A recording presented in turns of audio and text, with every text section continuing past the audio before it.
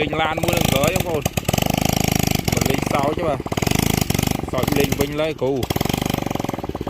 Chồm giờ cô đã lấy capita lấy capita vô con. Vô khóc khóc múc. My god. Off 3 giờ à.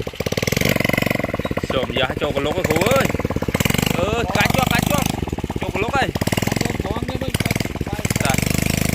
Oh my god, cho con lúc khóc khóc múc á. Oh wow.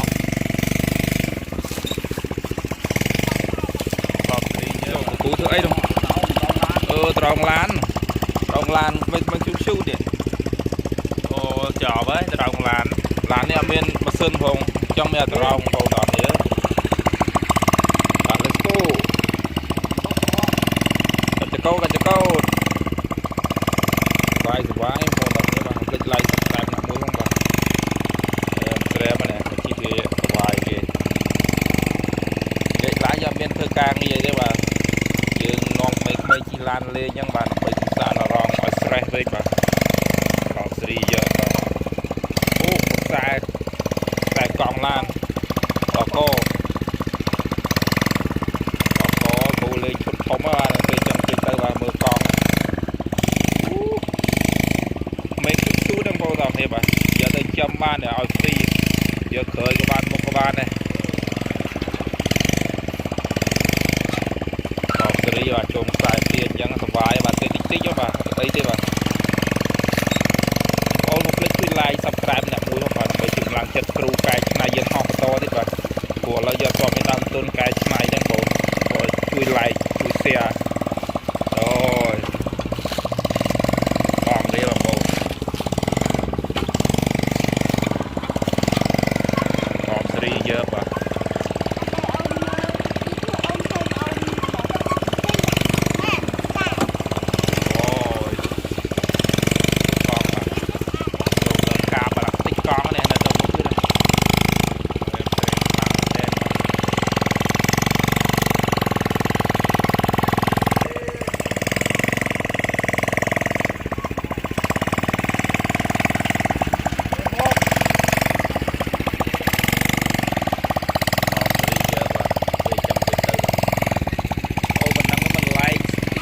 tiếp năm cho thằng mà cho bạn cài chưa không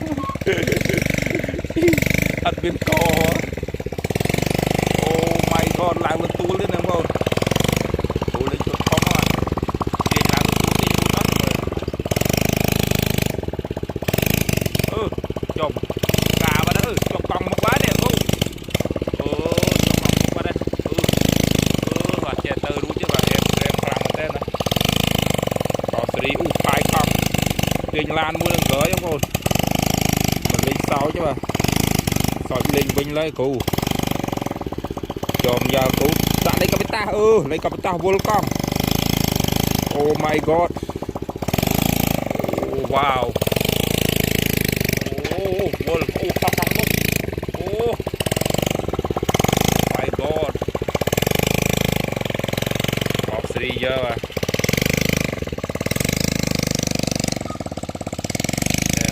Làm mình tay đó nó mình chút còn giờ tay châm mũi ban còn ở free mũi giờ mũi nhà các bạn nó bảo tục mũi thích mớ bốc đám đông chồm giờ và đọc đông không vùng đủ cho tiền lan tới đó vào một đọc này bà em xem khăn bà áo chiếc ke món áo chiếc ke chuột ok và áo chiếc ke chân áo cho cái họ đi con tập ta chắc mà cho cái lúc sớm giá cho cái lúc cái khu ơi cá cho cái lúc ơi oh my god cho cái lúc hoa phong mốc ơi oh wow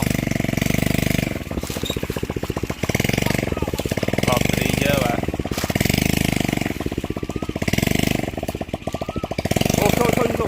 đây là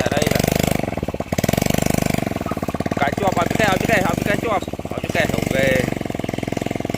oh my god chô cá không cá tập cá với mình tiền thú với bà chùa bà đang vô đây mà nước nguồn với bà nó phú cái lượng rúi chứ rồi cho sân chùa vậy ok và let's go bà con một bà ta phú làm bác vinh có sri giờ bà em sri bà là phú to một chứ bà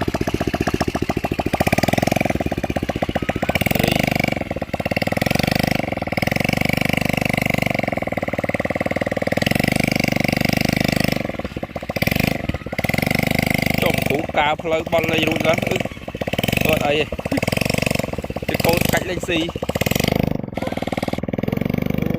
my god trong một bồn ơi con này lá nó một trong tích dán và được sao mình lôi đâu con bồn ơi bồn chui mơ mình ôi quên du bồn rồi bây mình lôi cài này đã con lột cross mà đâu mà rồi bồn ơi cũ của bà là cái cha trời ơi ba đo cái lái cứu rồi ô đo cái lái vậy nè là tích con đấy bà bảo tên nào thế là lá nó vồn cô đo nếu không lái subscribe được cùng nhận mũi không bà đồng bây chịu mang chất rồi còn tích số hàng vốn nữa hàng đây còn ba đấy ok cô đo nếu video dương mình ta bằng tê ô cũng tham mình tên ra cả tu sana video mình đi ra hồ để shop còn lấy chui like subscribe mình nhận mũi không bà đồng bây tu sana video mấy tiền đó nếu là video cào